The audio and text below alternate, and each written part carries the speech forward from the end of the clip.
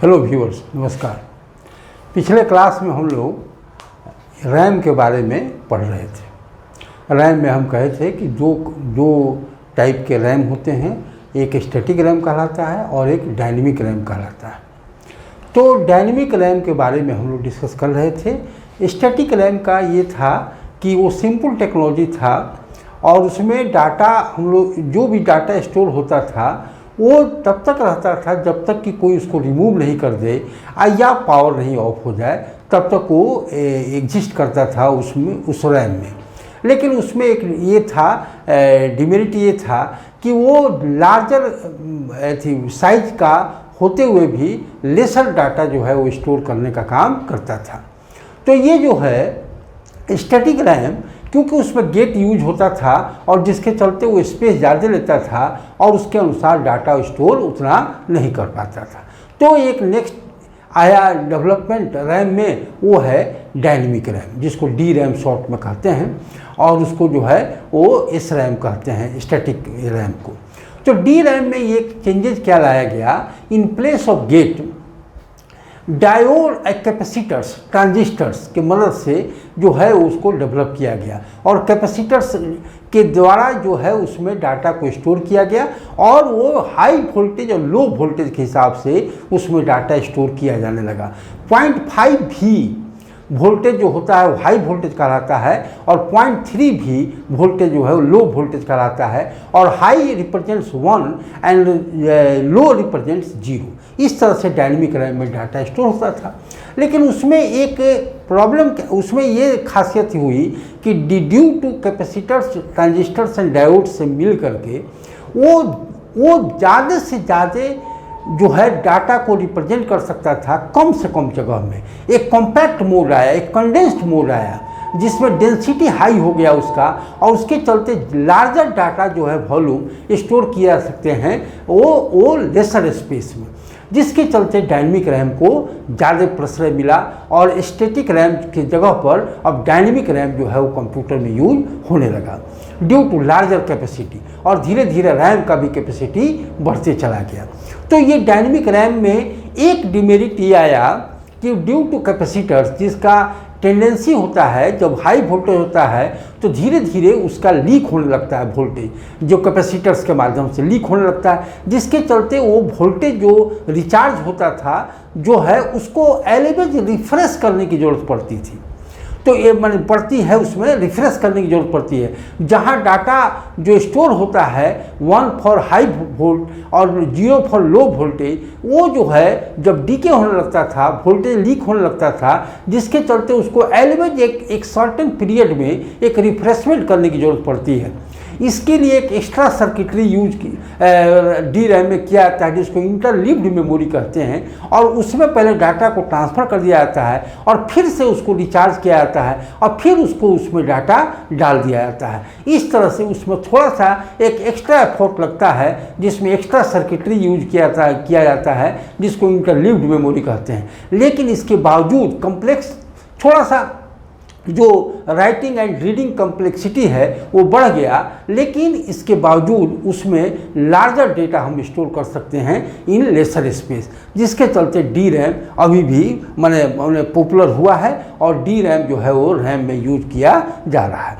तो हम लोग जो है थोड़ा सा डी रैम के बारे में वही हम लोग थोड़ा सा जान लें कि D RAM is also a type of dynamic RAM, जिसको कहते हैं हम लोग dynamic RAM. Dynamic RAM it is A type of RAM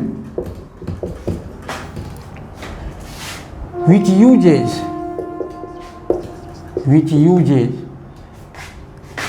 diodes, capacitors and transistors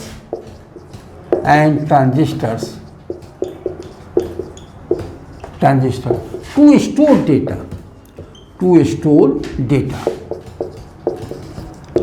In this, data are stored in form of 0 and 1. High voltage मतलब 0.5 भी high voltage represents 1 and low voltage 0.3 भी represents 0 इस तरह से data store होता था। In larger it stores its capacity became too much large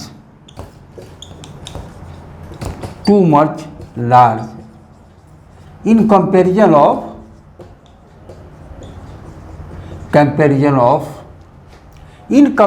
of static RAM। Static RAM के comparison में इसका जो है मेमोरी कैपेसिटी ज़्यादा हाई हो गया। अभी हम लोग मेमोरी कैपेसिटी की यूनिट में हम लोग डिस्कस करेंगे, जिसमें हम लोग जानेंगे कि जो हम लोग MB KB जो पढ़ते हैं ये जो है क्या है, ये थोड़ा सा हम लोग पहले जान लेंगे। In comparison of RAM, static RAM. लेकिन इसमें एक साथ प्रॉब्लम क्या हुआ वही बताए कि कैपेसिटर जो है ये जो है एक सर्टेन पीरियड पर उसका वोल्टेज लीक होने लगता है, जिसके जो है चलते इसका जो रिचार्ज रहता है जो उसको वो धीरे धीरे डिस्चार्ज होने लगता है। इसलिए एलवेज उसको एक रिफ्रेशमेंट, एक सर्टेन पीरियड में एक रिफ्रेशमेंट करने की जरूरत पड़ती है। The tendency of capacitors,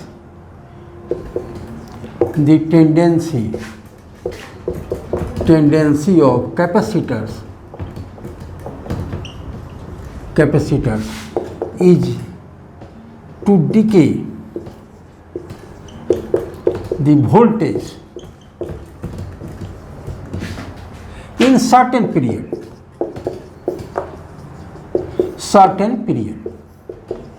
so always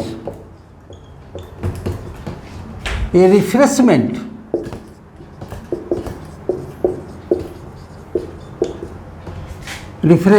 is needed in dynamic RAM,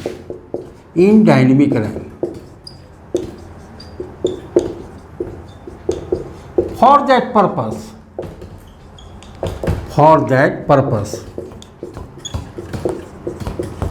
an extra circuitry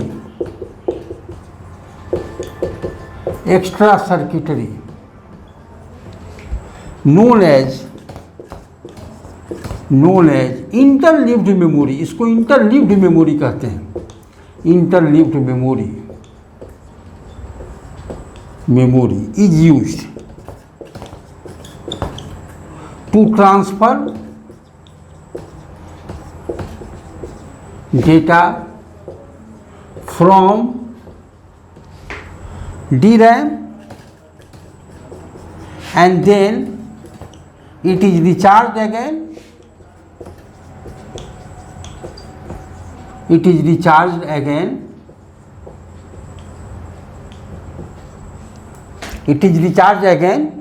and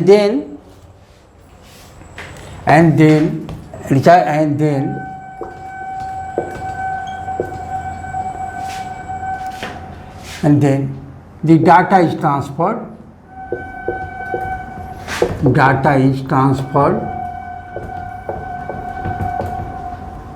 from interleaved memory to DRAM, interleaved memory to DRAM। ये प्रोसेस चलते रहता है, एक सर्टेन रिफ्रेशमेंट जो है ये एलिमेंट जो है चलते रहता है और रो वाइज जो है वो होता है। एक रो का हुआ रिफ्रेशमेंट, उसके बाद दूसरे रो का हुआ, तीसरे रो का हुआ, इस तरह से ये प्रोसेस चलते रहता है एलिमेंट। इसलिए इसको transferring from DRAM to interleaved memory and interleaved memory to DRAM, ये जो है सिलसिला चलते रहता है। इसलिए इसका नाम पड़ गया है डायनेमिक रैम। मतलब कि डाटा जो है वो एलिमेंट जो है वो रिफ्रेश करने की जरूरत पड़ती है, और इसके लिए जो एक्स्ट्रा सर्किटरी यूज करते हैं ये जो है इंटरलीव्ड मेमोरी कहते हैं, और ये due to refreshment in certain period it is named dynamic RAM, ये डायनेमिक रैम कहलाता है। और आजकल के समय में ये सबसे ज़्यादा पॉपुलर है और यही यूज जो है वो हो रहा है, जिसको हम लोग डायनेमिक रैम कहते हैं। इस तरह से रैम जो है हम लोग दो प्रकार के पढ़े, एक स्टैटिक रैम और एक डायनेमिक रैम। इसके बाद हम लोग जो है हम लोग कहे थे कि primary memory is of two type, one is RAM and another is ROM. तो रोम क्या है, तो ये रोम के बारे में हम लोग अभी डिस्कस कर रहे हैं हम लोग। तो ये हम लोग रैम के बारे में जाने, अब हम लोग रोम के बारे में जानेंगे। इसके बाद हम लोग जॉन वॉन न्यूमन आर्किटेक्चर हम लोग डिस्कस करेंगे, जिसमें कंप्यूटर के आर्किटेक्चर में चेंज उन्होंने किया था, वो रैम में ही चेंज किया था, और वो क्या चेंज हुआ था वो सब हम लोग डिस्कस अभी करेंगे। तो पहले रोम के बारे में जान लें हम लोग कि रोम क्या है। रीड ओनली मेमोरी, दूसरे टाइप को हम लोग डिस्कस करें जिसका नाम है रीड ओनली मेमोरी। ये है read only memory, read only memory. ये जैसा कि हम लोग जाने कि रैम जो है एक वोलेटाइल मेमोरी होता है, जो पावर ऑफ होने के बाद या जो भी ये इंफॉर्मेशन जो है ये क्या कहते हैं ये स्टोर रहता है, कुछ समय के बाद हम उसको हटा भी सकते हैं और दूसरा इंफॉर्मेशन दूसरा डाटा उसमें डाल भी सकते हैं, या अगर पावर ऑफ हो गया तो ख़त्म हो गया तो ये वोलेटाइल मेमोरी, जस्ट लाइक हम लोग ब्लैक बोर्ड है, कॉपी है, ये जो है स्लेट पेंसिल है, वैसे जो लिखते हैं उसी तरह रैम है काम करता है। लेकिन ऐसे वोलेटिलिटी जो है इंफॉर्मेशन डाटा के साथ होता है और उसको जो है वो परमानेंट स्टोर कर दिया जाता है हार्ड डिस्क में, हम लोग सेकेंडरी मेमोरी जब पढ़ेंगे तो उस समय। लेकिन कंप्यूटर में भी कुछ ऐसे इंफॉर्मेशन होते हैं जो परमानेंट स्टोर रहने की ज़रूरत पड़ती है। ये हम बता रहे हैं कैसे ये ज़रूरत पड़ती है। जैसे कोई डाटा जो है वो परमानेंट स्टोर ही रहे, पावर ऑफ हो जाए चाहे ऑन रहे, वो स्टोर उसमें रहे, विच कैनॉट बी डिलीटेड, उसको हम डिलीट नहीं कर सकते हैं। जब कभी उसमें यूजर अपना इंफॉर्मेशन लिख नहीं सकते, लेकिन कुछ इंस्ट्रक्शंस, सेट ऑफ इंस्ट्रक्शंस या सेट ऑफ इंफॉर्मेशन उसमें परमानेंट स्टोर करने की ज़रूरत पड़ती है। तो वो कैसे, वो उसके लिए एक स्पेशली मेमोरी डेवलप किया गया जिसको कहते हैं रीड ओनली मेमोरी, जो एक नॉन वोलेटाइल मेमोरी हुआ। मतलब कि वो उस पावर ऑफ होने के बाद भी जो उसमें स्टोर कर दिया जाता है वो स्टोर रहता है, उसको परमानेंट मेमोरी भी कहते हैं। इसकी ज़रूरत क्यों पड़ी है, थोड़ा सा इसका नॉलेज हम लोग पहले ले लें।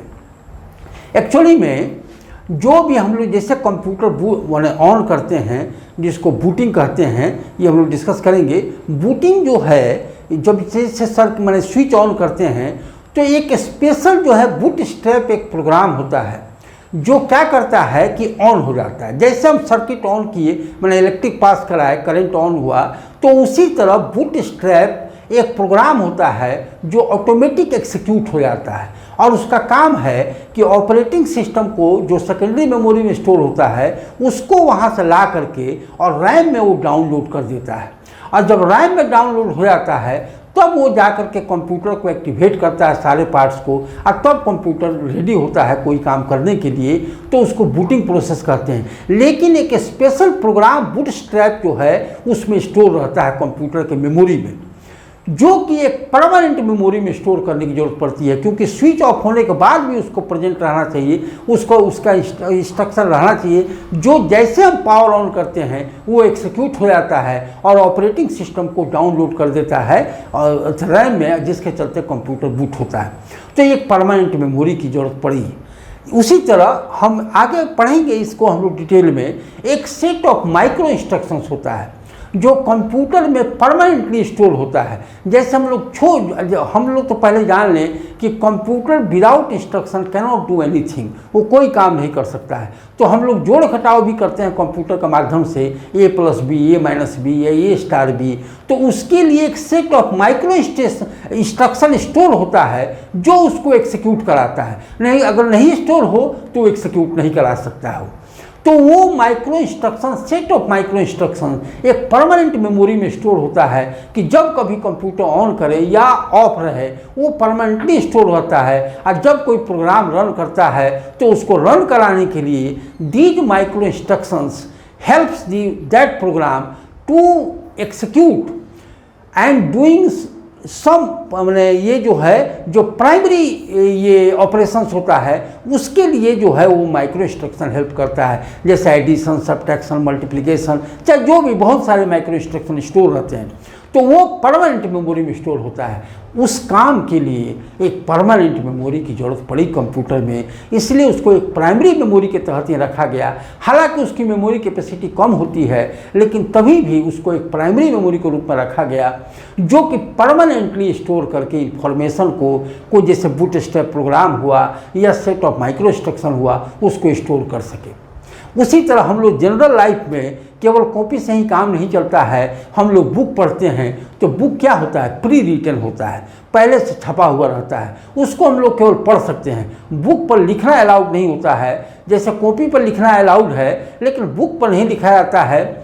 तो बुक पे जो लिखा हुआ है, जो पब्लिशिंग करके आया हुआ है, उसको हम केवल पढ़ते हैं। उसी तरह रॉम भी होता है, जो उसमें स्टोर किया गया इंफॉर्मेशन या micro instruction set of micro, उसको केवल हम पढ़ने का काम कर सकते हैं, इसलिए इसको रीड ओनली मेमोरी कहा जाता है। ये केवल रीड करने का काम आता है। और ये जो है रीड ओनली मेमोरी की जो है एक second type of primary memory है जो कि परमानेंटली स्टोर करने का काम करता है। It is a type of primary memory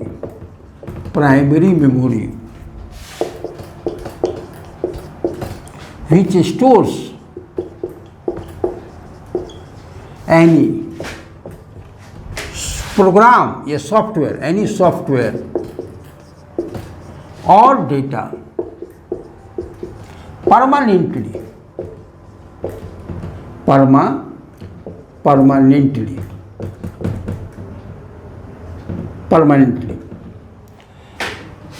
which store the data permanently, and it is a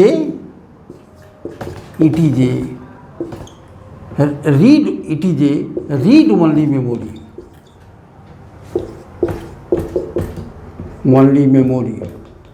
जिसको शॉर्ट में क्या बोलते हैं हम लोग, रॉम कहते हैं, जिसको शॉर्ट में रॉम कहते हैं। It is a non volatile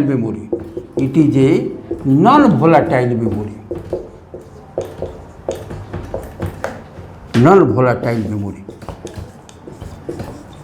जो भी मैन्युफैक्चरिंग के समय इसको जो इस पर राइट कर दिया गया, it can only be use to read whatever, ये जो है इसको केवल रीड कर सकते हैं। ये स्टोर व्हाट एवर, ठीक है, whatever instruction software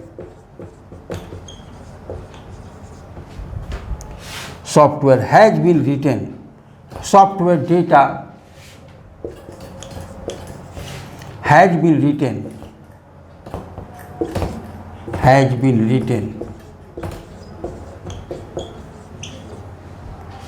can only be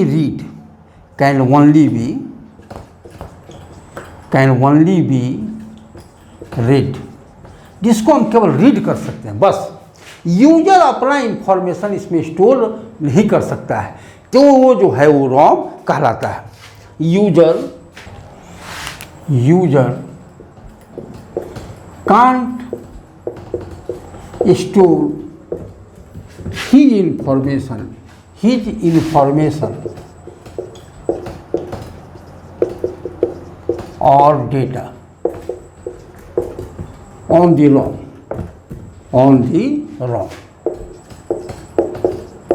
ये जो है यूजर इस पे इंफॉर्मेशन या डाटा स्टोर कर नहीं सकता है, इसलिए जो है इसको परमानेंट मेमोरी कहते हैं। लेकिन ये रीड ओनली मेमोरी कहलाता है जो केवल रीड करने का काम करता है। लेकिन बाद में इसकी ज़रूरत पड़ी, जैसे बताया कि हम लोग बूटस्ट्रैप प्रोग्राम हो या माइक्रो इंस्ट्रक्शन हो उसको स्टोर करने का काम। लेकिन यूजर अपना कोई चाहे कि हम कोई सॉफ्टवेयर इसमें परमानेंटली स्टोर कर रख सकें या अपना डाटा परमानेंटली स्टोर करके रख सकें, तो ये इसमें नहीं किया जा सकता था पहले। बाद में रॉम के भी टेक्नोलॉजी में चेंजेस लाया गया, जिसमें यूजर अपने रिक्वायरमेंट के अनुसार डाटा को वन टाइम या more than one time permanently store कर सकता है फॉर फर्दर रीडिंग। जो है फर्दर रीडिंग के लिए वो वन टाइम या मोर देन वन टाइम इसमें परमानेंटली स्टोर करके रख सकता है, जिसके चलते रॉम के भी टेक्नोलॉजी में थोड़ा सा चेंजेस लाया और ये रॉम एक्सटेंड किया डिफरेंट टाइप्स ऑफ रॉम में, जो कि यूजर को भी फैसिलिटी देता है कि उसमें डाटा अपना स्टोर करके रख सके, जिसके चलते different type of ROM has been also developed. जो है कौन कौन है वो, ये हम लोग थोड़ा सा डिस्कस करें। Types of ROM, types of ROM में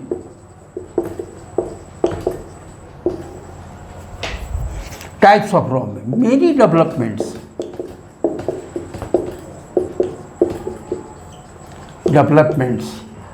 also took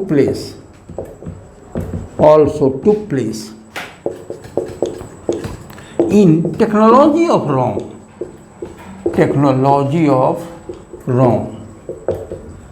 and due to this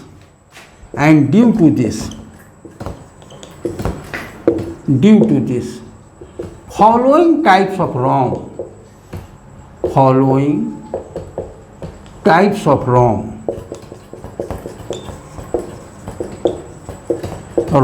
has been developed।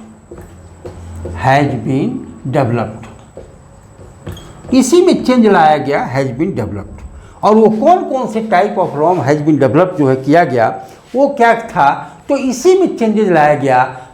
शुरू में जो रॉम जो था केवल यूजर अपना इंफॉर्मेशन केवल लिख सकता है, उसको पढ़ सकता है, जो इसमें मैन्युफैक्चरिंग के समय ही जो राइट कर दिया जाता था वो इंस्ट्रक्शन या डाटा या सॉफ्टवेयर वो यूजर केवल पढ़ सकता था या कंप्यूटर उसका यूज कर सकता था अपने काम के लिए, लेकिन यूजर अपना कोई इंफॉर्मेशन नहीं लिख सकता था। लेकिन बाद में ज़रूरत महसूस हुई। एक बार हम बताए हैं कि पहले एक BBC कंप्यूटर बच्चों के लिए आता था, उसमें जैसे हम ऑन करते थे तो उसका ऑपरेटिंग सिस्टम भी रॉम में ही था, वो ऑन हो जाता था और डायरेक्ट उस समय लोगो को चला करता था, तो लोगो डायरेक्ट उसमें लोड हो जाता था। आज के समय में हम लोग को लोड करना पड़ता है उसको सेकेंडरी में, लेकिन वो रॉम में स्टोर किया गया था। लोगो ऑटोमेटिक बच्चों के लिए था कि ऑटोमेटिक वो स्टोर कर देता था। पहले के समय में फ्लॉपी डिस्क हुआ करता था, तो लगाने से बचने के लिए रॉम में। तो कहने का मतलब है यूजर अपना इंफॉर्मेशन उसमें एक बार या एक से ज़्यादा बार रख सके वो परमानेंटली, तो इसके लिए रॉम के टेक्नोलॉजी में चेंज लाया गया और वो जो है वो डिफरेंट टाइप ऑफ रॉम जो है डेवलप किए गए। तो ये हम लोग शुरुआत करें कि कौन कौन टाइप कर रहा है रॉम जो है वो डेवलप किया गया। तो ये जो है रॉम टाइप जो हुआ, इसमें पहला आया प्रॉम, जिसको बोलते हैं प्रॉम, जिसमें इसको कहा गया शुरू में जो आया, जो रॉम में चेंजेज आया वो कहलाया प्रॉम, जिसको कहते हैं प्रोग्रामेबल रीड ओनली मेमोरी, जिसके द्वारा प्रोग्राम के माध्यम से यूजर अपना कोई सॉफ्टवेयर या डाटा जो है इसमें एक बार स्टोर करके रख सकता है। उसके बाद वो परमानेंट स्टोर हो जाएगा, उसके बाद उस पर इंफॉर्मेशन नहीं लिख सकता है, उसको केवल पढ़ने का काम वो कर सकता है। तो ये शुरुआत हुआ और वो बना प्रॉम, जिसको प्रोग्रामेबल रीड ओनली मेमोरी कहते हैं। It is A programmable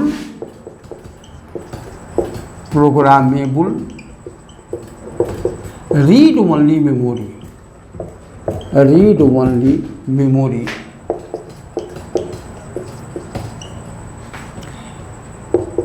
in which user can store his data or software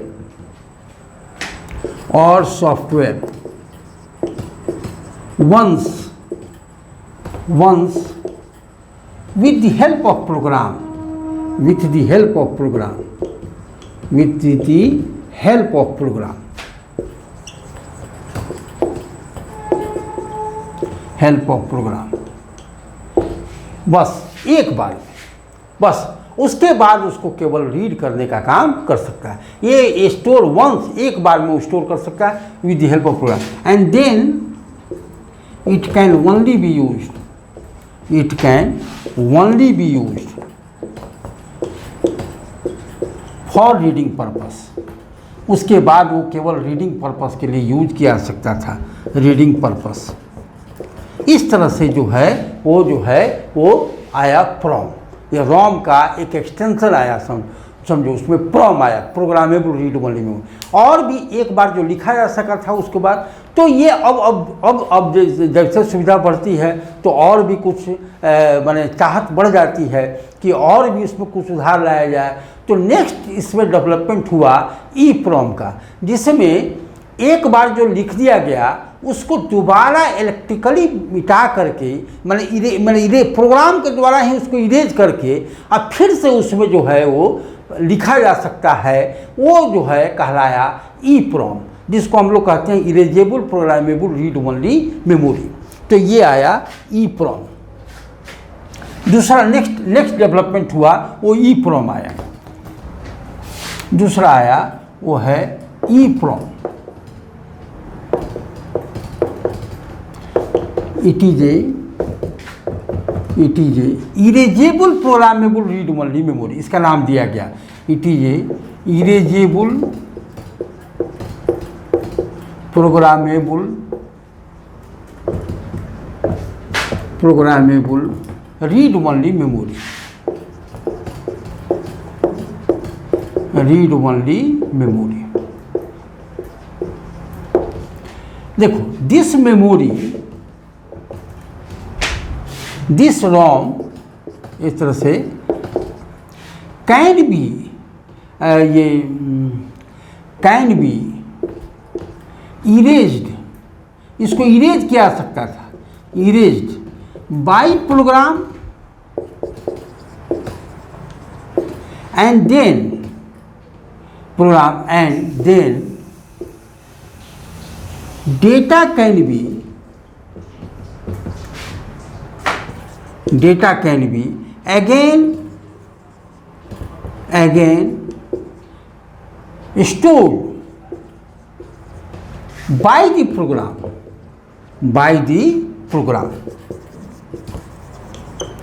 more than one time, by the program more than one time, एक से ज़्यादा बार जो है इसमें डाटा, इसमें हम लोग मतलब प्रोग्राम के थ्रू उसको रिमूव भी कर दिया जाता था, इरेज कर दिया जाता था, और फिर से प्रोग्राम के माध्यम से ही उसमें डाटा को राइट कर दिया जाता था। तो एक से ज़्यादा बार इसमें हम लोग लिख भी सकते थे और इसको हम लोग पढ़ भी सकते थे। ये कहलाया EPROM, erasable programmable read only memory. लेकिन इसमें हम कहे कि सुविधा बढ़ गई, मोर देन वन टाइम जो है यूजर अपना इसमें स्टोर कर सकता था और उससे फिर पढ़ भी सकता था। लेकिन इरेज करना एक टफ टास्क था इसमें, जब तक कि पूरा क्लीन नहीं हो जाता था, पूरा मेमोरी साफ नहीं हो जाता था, जितना भी लिखा हुआ सब रिमूव नहीं हो जाता था, तब तक फर्दर उसमें कोई राइटिंग नहीं हो सकता था।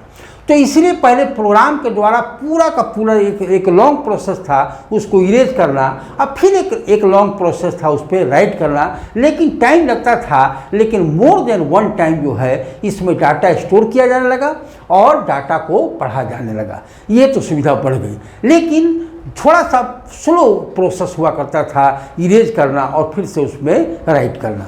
तो एक नेक्स्ट डेवलपमेंट फिर हुआ जिसमें थोड़ा सा इरेज करना थोड़ा सा फास्ट बना दिया गया with the help of laser beam. Electrically जो है लेजर बीम के द्वारा उसको इरेज कर दिया गया और उसके बाद प्रोग्राम के माध्यम से उस पर राइट किया गया, तो वो कहलाया डबल ई प्रॉम। तो उसको हम लोग एक नेक्स्ट एक्सटेंशन आया जिसको हम लोग क्या कहते हैं, डबल ई प्रॉम कहते हैं, erasable programmable, electrically erasable programmable read only memory जो है। उसके बाद थर्ड आया वो थर्ड जो एक्सटेंशन हुआ इसमें डबल ई प्रॉम कहते हैं, It is an electrically erasable,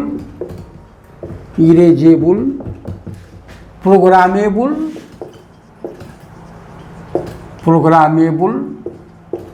read only memory। ये कभी कभी क्वेश्चन पूछता है what is the full form of the EEPROM, PROM, ROM, ये सब जो है ये रीड ओनली मेमोरी। इसमें हम लोग इलेक्ट्रिकली माध्यम से यूजर जो है इलेक्ट्रिकली माध्यम से with the help of laser ray जो है उसको मिटाता था। ये user can write own data और software more than one time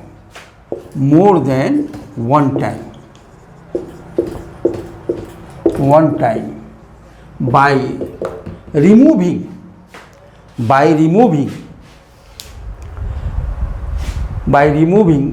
previous data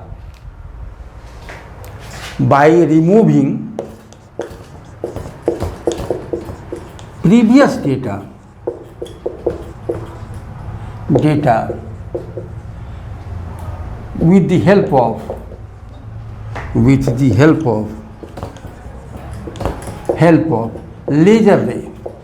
laser ray के माध्यम से वो मिटा देता था और तब जाकर उस पर राइट कर सकता था।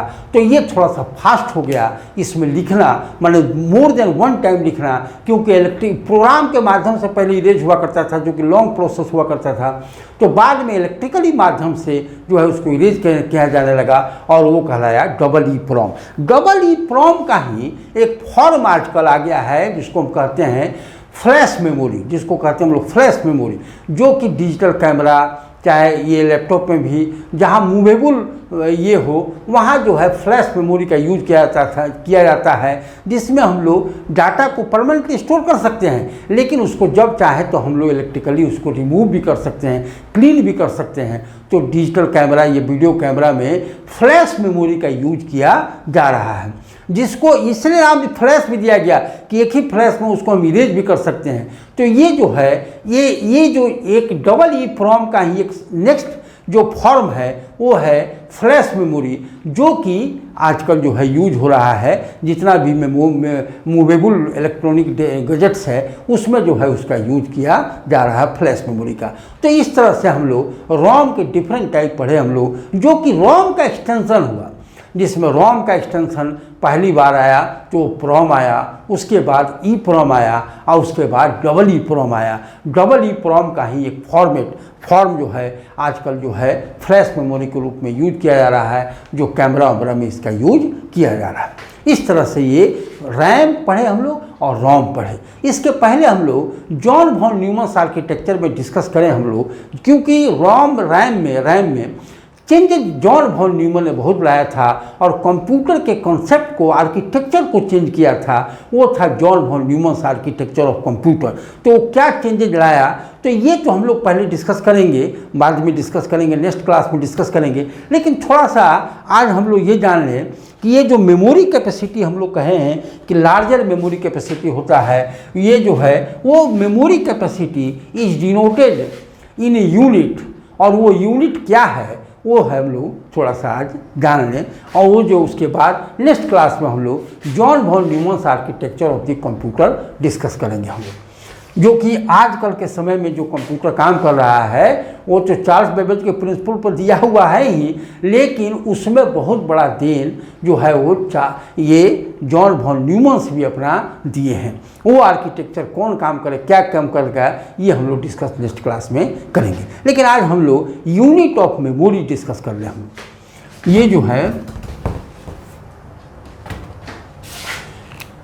Unit of memory capacity, unit of memory capacity, वो ये क्या है जो एक 1 बिट, ये हम लोग बाइनरी नंबर भी थोड़ा सा डिस्कस करेंगे इसमें हम लोग। 1 बिट मतलब बाई बिट कहते हैं बाइनरी डिजिट, शॉर्ट नेम जो है बाइनरी डिजिट का बिट है, BIT, जो BI मतलब बाइनरी और T जो है डिजिट से लिया गया है, लास्ट में T, तो बिट कहते हैं। 0 एंड 1 को 0 एंड 1 ही बाइनरी डिजिट होता है, और वो एक डिजिट को हम लोग बिट कहते हैं, मतलब बाइनरी डिजिट को बिट कहा जाता है।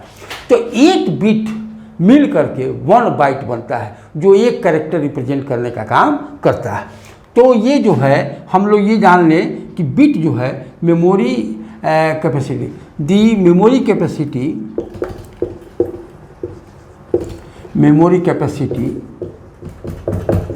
Is denoted